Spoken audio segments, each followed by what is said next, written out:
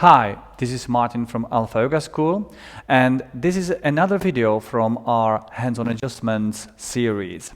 Today we'll talk about Parivrtta Trikonasana, Revolved Triangle. So with Revolved Triangle, we'll start with a review of the key alignments and the aim of the pose. Joanna, if you could apply the Parivrtta Trikonasana, Revolved Triangle Pose.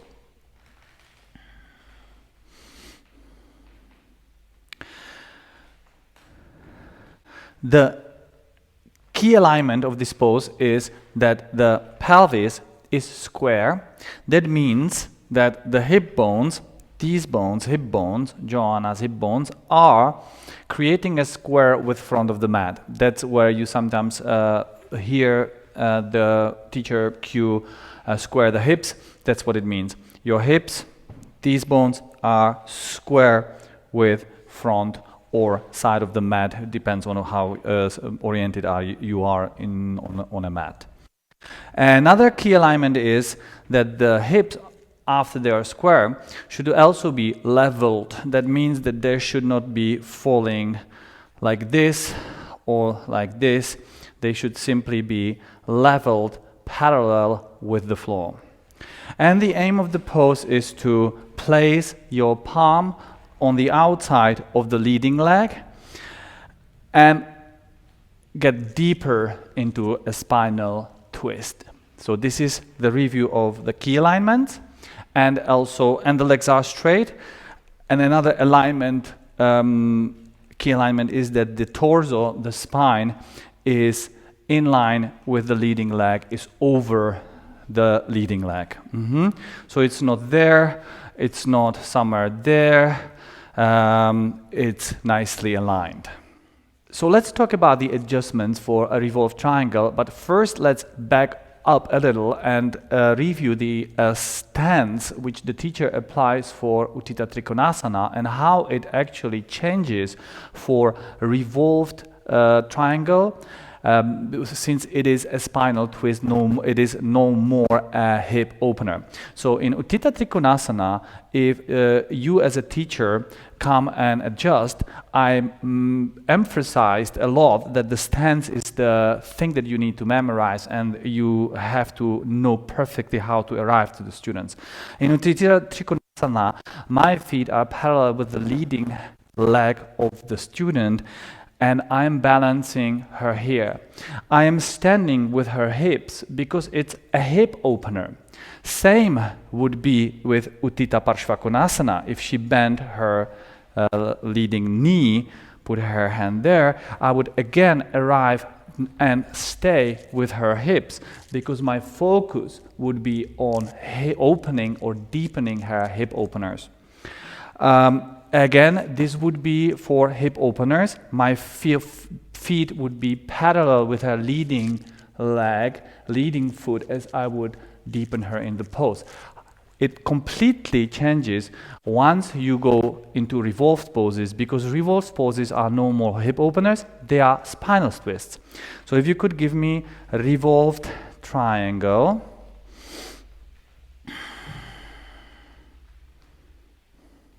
Okay, you're changing position, that's fine.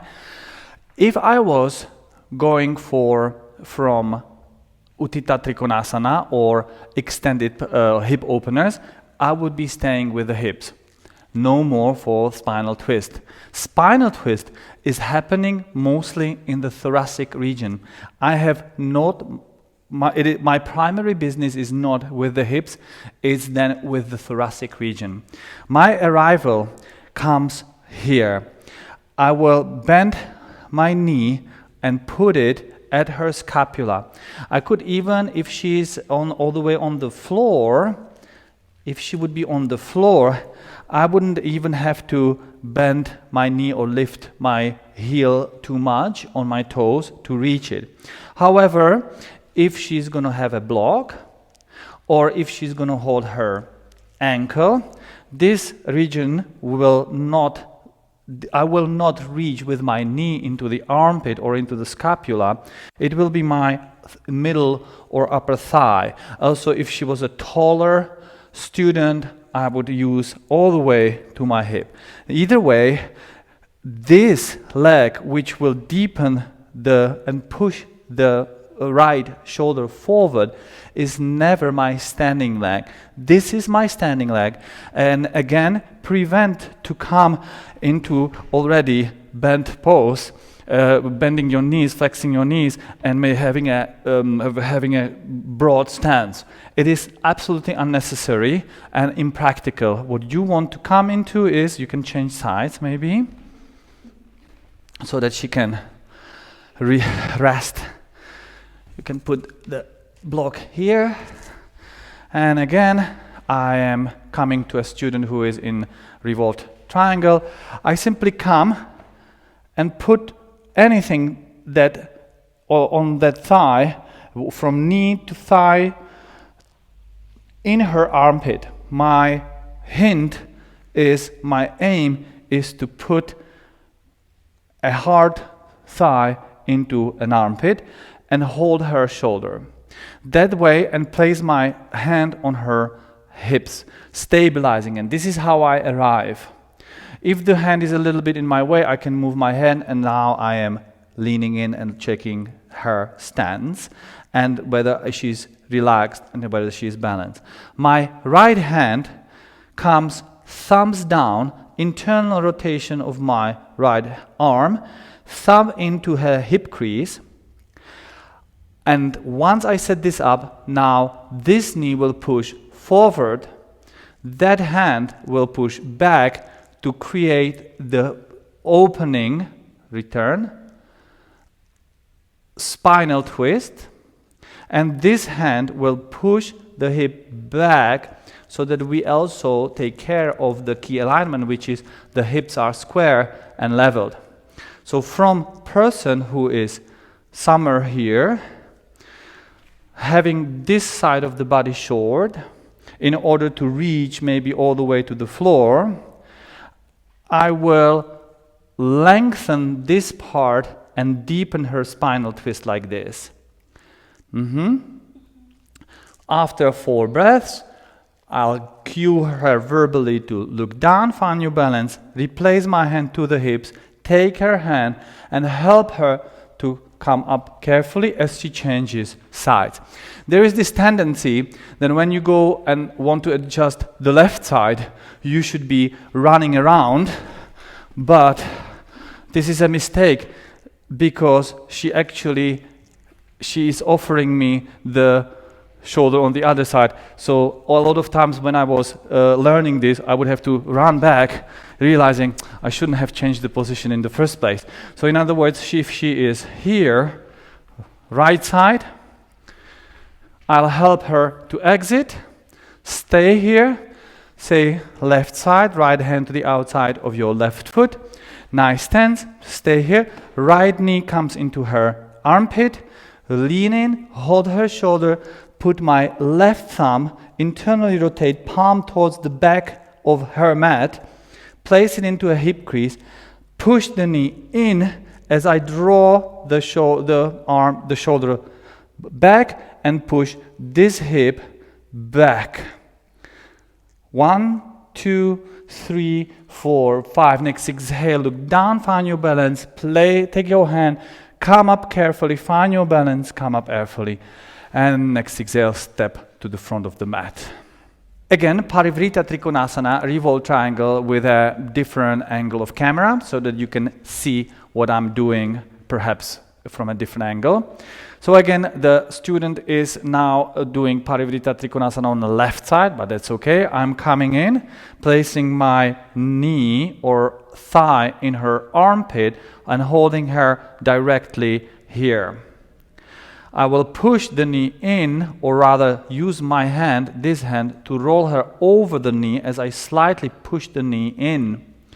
This will cause the right shoulder to go forward, the left shoulder back, and that twists the spine. In order for her to escape the twist by moving these hips in, I place my left thumb in, put it in the hip crease. I do not grab her glutes inappropriately, just this thumb in here, and I push into the direction of the fingertips. So now she achieved her hips to be square, and I stay here for 4 breaths. After 4 breaths, I'll ask her to look down, find her balance, take her fingertips, ask her to find balance, come up and change sides. Change sides, maybe pass her the block, left arm up, and exhale, put it on the outside of your right leg. We did first left side and right side. Normally it is the other way around. My left knee in her armpit, hand on the shoulder and hand on her hip. Thumb in, inhale, exhale, open.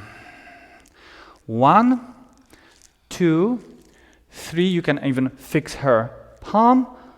And next exhale, look down, find your balance, come carefully up, up, and exhale, stand to the front of your mat. We are trying to offer you one adjustment for these kind of quite complex poses, and choose the best one which applies to all body types and all level of flexibility with students. And it will, and this adjustment takes care of the main point of this asana, which is a spinal twist. There are many other adjustments, but this, if you know, you help the broadest spectrum of your students. Thank you.